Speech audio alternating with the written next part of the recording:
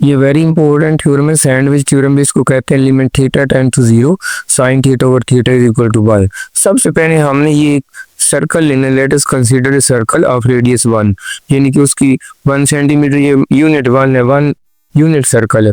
तो उसका जब हमने ये सर्कल लिया है ना, तो बेशक अब ये रेज भी कर दें तो असल में उसकी हमने एक ये आर्क लेनी है ए बी। अब ए बी का ये जो पॉइंट है इस पे भी हमने एक परपेंडिकुलर ऊपर ले जाना है और बी से एक नीचे परपेंडिकुलर ले जाना है। तो ये दो ट्राइंगल बन जाएंगे, एक का नाम होगा ओबीसी, ये भी राइट एंगल है, और एक का नाम ओएडी, ये भी राइट एंगल ट्राइंगल बनेगी।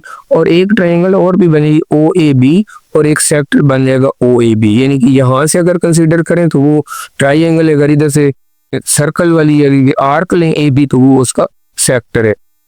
तो अब हम ये जो फिगर है इसमें हम नजर आ रहा है कि ट्राइंगल ओबीसी ये जो है ये ओबीसी ये राइट एंगल ट्राइंगल है। तो राइट एंगल ट्राइंगल में साइन थीटा किसके इक्वल होता है?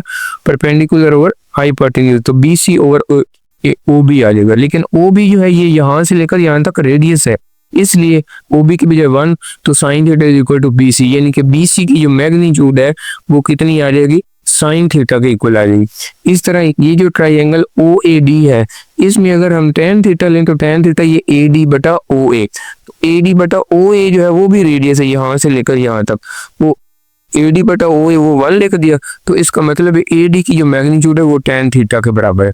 अब हम 3 एरिया लेते हैं। एक एरिया लेते हैं ट्राइंगल ओ ए बी, ये वाली जो ओ ए बी, फिर area of sector O A B, यानी कि ये जो सर्कल की हमने आर्क लिए, और तीसरा हमने एरिया लेने ट्राइंगल ओ ए डी का। तो पहला area of O A B 1/2 into base cross altitude. तो बेस इसकी जो है वो क्या है? ओ ए है, और एल्टीट्यूड जो है वो बी सी है। लेकिन ओ ए जो है वो असल में रेडियस है, ये सर्कल मैंने इसीलिए लगाया है।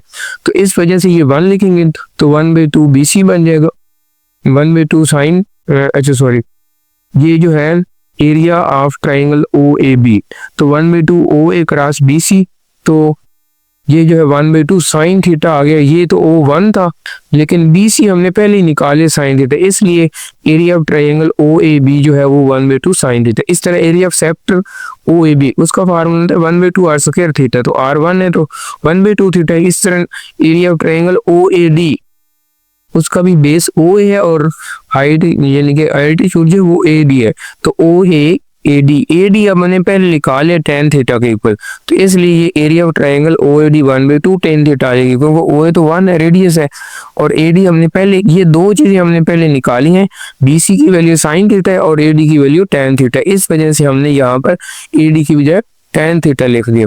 तो अब 3 हमारे पास एरिया आ गए हैं, एक area of triangle O A B, एक सेक्टर का एरिया और एक बड़ी ट्राइंगल ओ ए डी।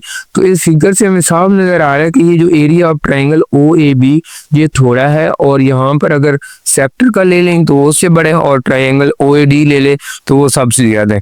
तो अब area of triangle O A B हमने निकाला है 1/2 sine theta, area of sector O A B वो भी 1/2 थीटा निकाला, और area of triangle O A D वो भी हमने 1/2 टेन थीटा निकाला।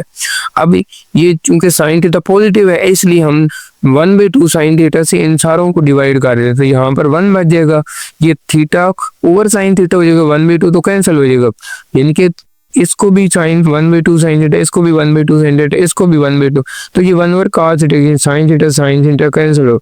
अब इनको उलट कर दें फिर भी ठीक है, यानी 1 ग्रेटर देन, यानी कि इनके साइन चेंज होंगे, greater than sine theta over theta, ये greater than cos theta over 1 लिखने की जरूरत नहीं। अब व्हेन थीटा टेंड टू 0 तो cos 0 जो है वो 1 होता है, तो cos थीटा टेंड टू 1, तो ये लिमिट जब इस पे अप्लाई करेंगे तो limit theta tend to 0 1 greater than sine theta over theta, और ये cos थीटा जो है वो भी 1, तो इसका मतलब साइन थीटा और थीटा 1 से बड़ा है, और इसका ये भी मतलब है कि साइन थीटा और थीटा 1 से छोटा भी है। तो इसका मतलब है कि लिमिट जब theta tend to 0 sine theta over theta is equal to 1, एक तो ये है। दूसरा, इसको अगर उलट भी लिख रहे हैं लिमिट थीटा और साइन थीटा टेंड टू 0, फिर उसका आंसर भी 1 आता है। ये वेरी इंपॉर्टेंट थ्योरम है।